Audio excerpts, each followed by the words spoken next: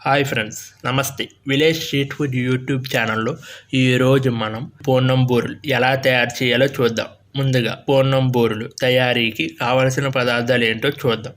శనగపప్పు 1 కప్పు, మినపగుళ్ళు 2 కప్పులు, బియ్యం 4 కప్పులు, బెల్లం 1 కప్పు, యాలకులు 10, కొబ్బరి చెక్క 1, నూనె, నెయ్యి తగినంత ఉప్పు.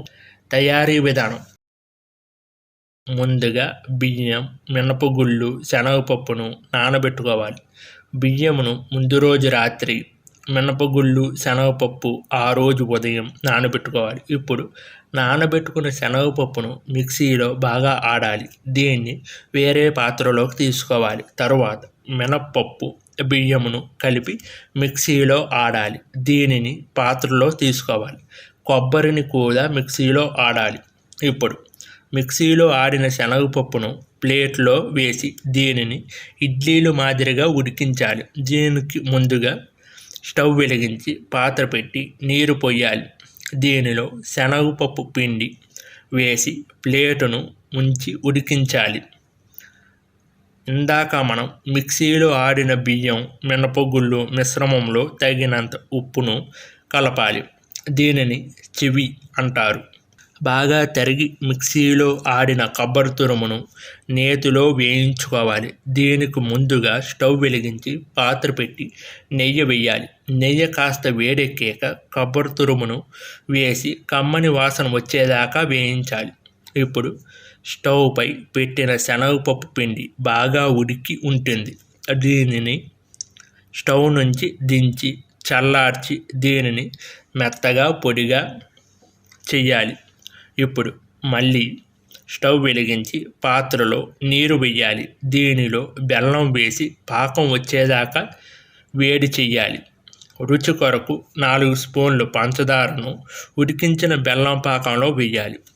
ఇది తీగ పాకం వచ్చాక స్టవ్ ఆఫ్ చేసి పాకంలో యాలకుల పొడి, కొబ్బరి పొడి వేసి బాగా కలపాలి.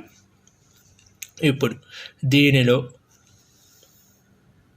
పొడిగా చేసిన శనగపిండిని వేసి బాగా కలపాలి.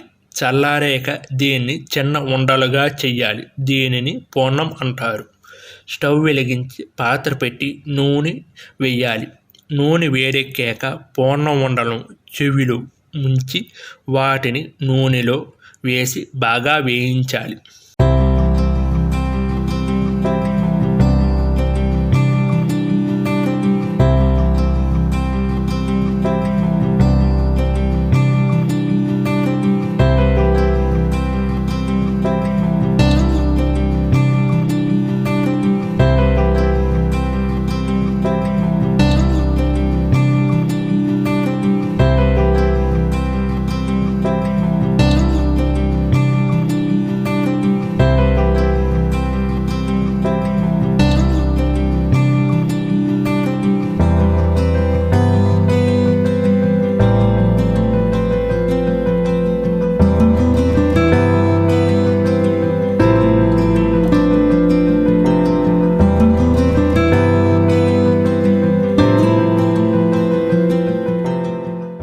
బాగా వేగిన బూరెలను ప్లేట్లలో తీసుకోవాలి. ఇదండి పూర్ణం బూరెలు తయారీ విధానం.